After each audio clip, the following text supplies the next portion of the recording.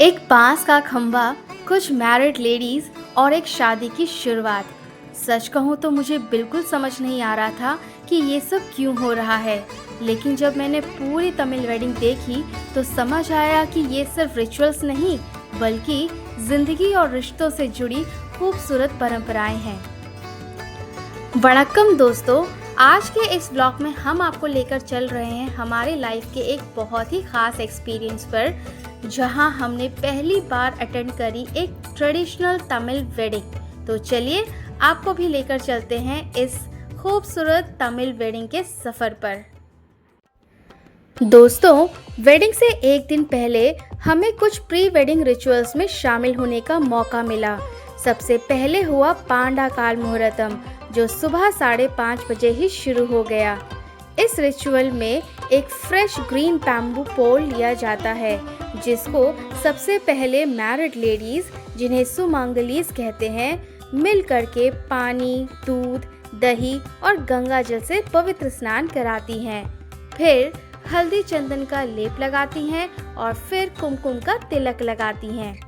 फिर इस bamboo stock को शादी वाले घर के बाहर सीधा खड़ा किया जाता है, जिसके लिए भी गड्ढे में पहले पूजा अर्चना की जाती है और फिर इस बैम्बू स्टॉक की भी सभी विवाहित औरतें मिलकर पूजा करती हैं गड्ढे में गाड़ने के बाद।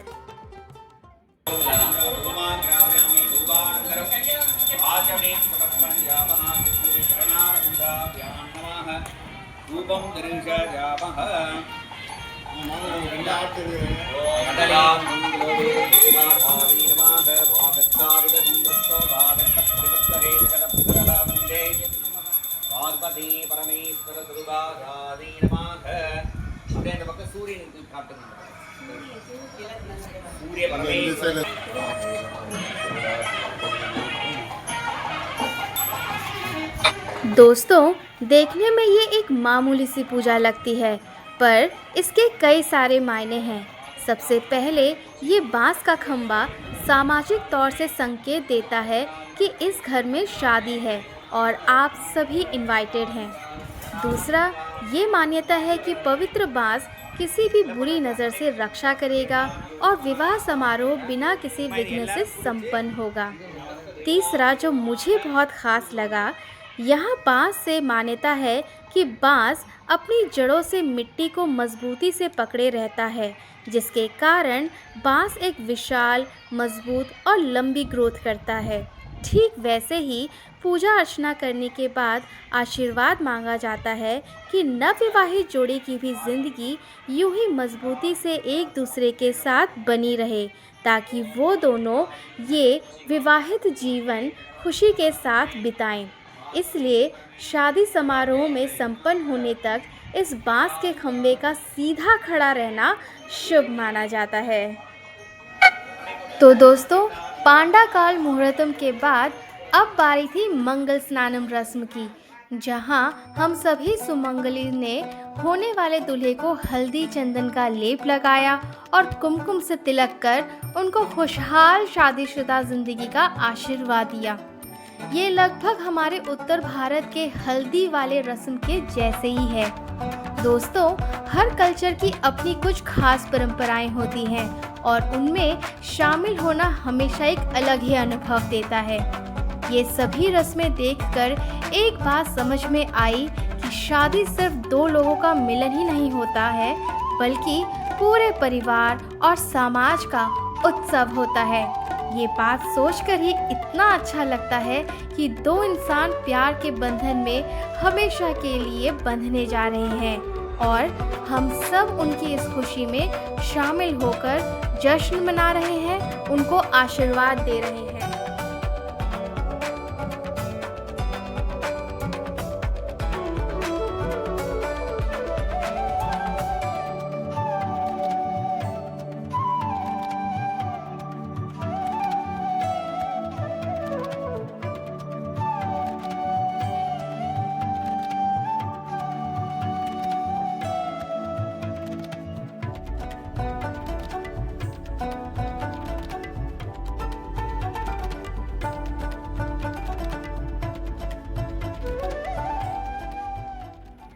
गुड मॉर्निंग दोस्तों। आज है शादी का दिन और होने वाली दुल्हन का वेलकम करने के लिए प्यारी सी रंगोली देखकर दिल गार्डन गार्डन हो गया। सुबह के 7 बज रहे हैं और हम निकल पड़े हैं वेडिंग वेन्यू की तरफ, क्योंकि आज है शादी यानी कि मुहूर्तम ठीक 7:30 बजे। दोस्तों, हम जैसे ही वेन्यू के पास पहुंचे तो हमने देखे बड़े बड़े पोस्टर्स जिसमें दुल्हा दुल्हन और उनके परिवार की तस्वीरें थी। ये हमारे लिए काफ़ी इंटरेस्टिंग था और शादी के माहौल को और भी ग्रैंड बना रहा था। वेन्यू की एंट्री में भी काफ़ी बड़ा पोस्टर लगा हुआ था। ऐसा लग रहा था जैसे हम कोई लव स्टोरी मूवी देखने जा रहे हो। It was really cute one. I really loved it. Venue का एम्बियंस काफ़ी अच्छा लग रहा था। फूलों की डेकोरेशन तो अच्छी लग ही रही थी, पर साथ ही मंडप के आसपास देवी देवताओं की मूर्तियां रखी हुई थी, जिन्हें देख के लग रहा था मानो खुद स्वर्ग से देवगण इस शादी के साक्षी बनने के लिए आए हों। ये सब पूरे माहौल को ट्रेडिशनल साउथ इंडियन वाइब दे रहा था, पर मुझे जिसने सबसे ज़्यादा अट्रैक्ट किया वो था नाद स्वरम और थविल के मधुर धुन ने, जो पूरे वेडिंग हॉल में गूंज रही थी। इसके बिना तो तमिल वेडिंग शायद अधूरी लगती।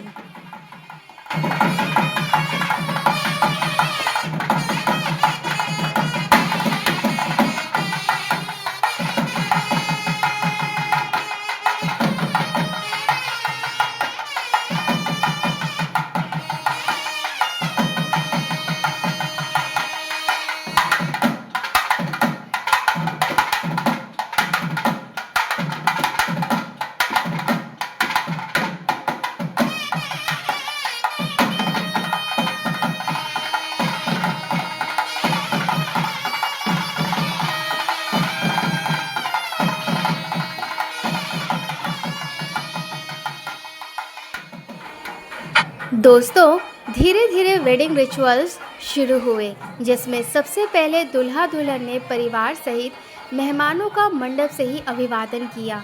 फिर पूरी शादी में मैंने ये चीज़ नोटिस करी कि लड़के के माँ बाप ने हर एक मेहमान जो शादी में आए थे, चाहे वो सुबह मुहूर्त के लिए आए हों या फिर रिसेप्शन में आए हों, हर वक्त वो हर एक मेहमान के पास जा जा कर के उनका वेलकम कर रहे थे, उन्हें कंफर्टेबल फ़ील करवा रहे थे। सच बताऊँ, ये चीज़ मुझे बहुत अच्छी लग रही थी। जो मुझे पता चला कि अक्सर यहाँ साउथ इंडियन वेडिंग में ये ट्रेडिशन है कि आप हर एक मेहमान को आए अभिवादन करते हैं इस तरीके से। तो इस चीज़ से आपको ये नहीं लगता है कि आप सिर्फ शादी में आकर के खाना खाने आए हैं, बल्कि आप इस शादी का हिस्सा बन जाते हैं। तो that is really heart warming and it really touched me. दोस्तों, हम नॉर्थ इंडियन वेडिंग्स देखते हुए बड़े हुए हैं, इसलिए तमिल वेडिंग की कई ट्रेडिशंस हमारे लिए बिल्कुल नई थी। इसलिए इसी वजह से हर एक चीज़ को देखने और समझने में बहुत अच्छा लग रहा था। भले ही मुझे हर रस्म का अर्थ नहीं पता था, लेकिन हर एक रस्म में एक अलग ही सुंदरता थी, क्योंकि आज दो लोग प्यार के बंधन में बंधने जा रहे थे। जैसे जैसे पंडित जी शादी की पूजा विधि शुरू कर रहे थे, सब लोग बहुत ध्यान से रस्मों को देख रहे थे और परिवार के लोग पूरी श्रद्धा के साथ सब कुछ ये कर रहे थे।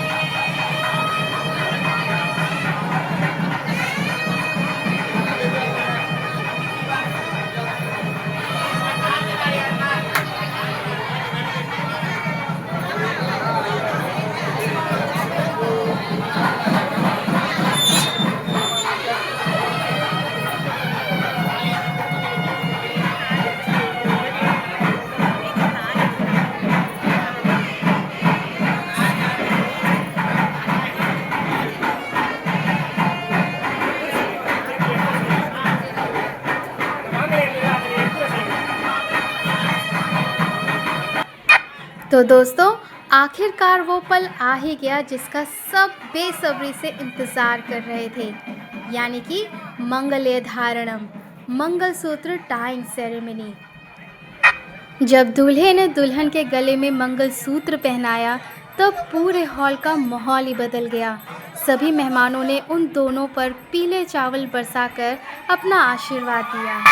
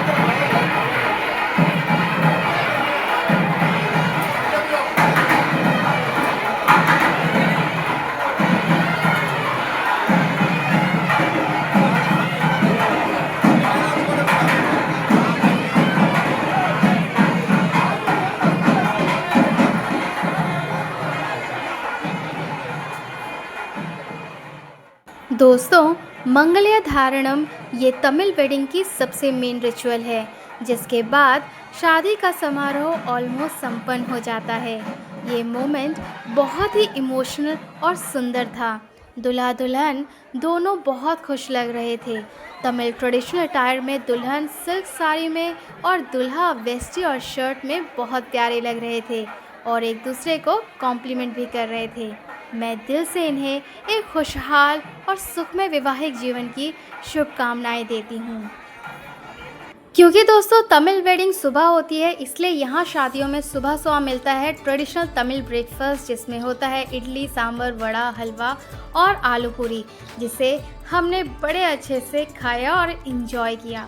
यहाँ मुझे जो सबसे अच्छी बात लगी कि यहाँ एक ही हॉल में बैठ करके सारे मेहमान एक साथ बैठ करके केले के पत्तों पर खाना खाते हैं। ये दिखने में जितना सुंदर लगता है उतना ही खाने में मज़ा आता है। दोस्तों, सुबह सुबह वेडिंग की ट्रेडिशनल रिचुअल देखने के बाद अब बारी थी रिसेप्शन इवनिंग की। जहां सुबह की शादी परंपरा और भक्ति से भरी हुई थी, वहीं रिसेप्शन खुशी, उत्साह और सेलिब्रेशन से भरपूर थी।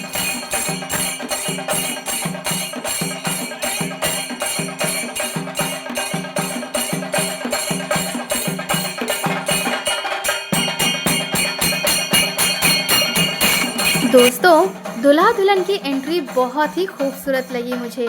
ट्रेडिशनल तमिल इंस्ट्रूमेंटल म्यूजिक के साथ जब दोनों हॉल में आए तो सबकी नज़रें उन पर ही टिक गई।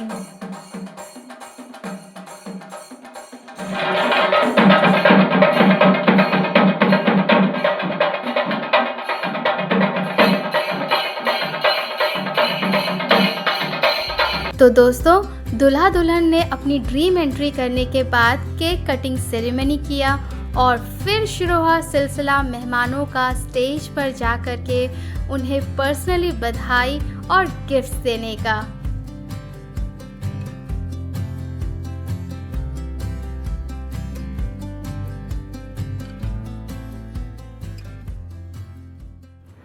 दोस्तों, रिसेप्शन माने ढेर सारी मस्ती, और अगर आप मेरे जैसे टॉलीवुड के फ़ैन हैं जहां एक ही फिल्म में आपको सब कुछ देखने को मिलता है, इमोशंस, कॉमेडी, सेंटिमेंट्स, एक्शन और धमाकेदार गाने, और ऐसे गानों में तो जिसको डांस भी नहीं आता होगा मेरे जैसे, उनका भी ऑटोमेटिक डांस निकल जाता है बाहर।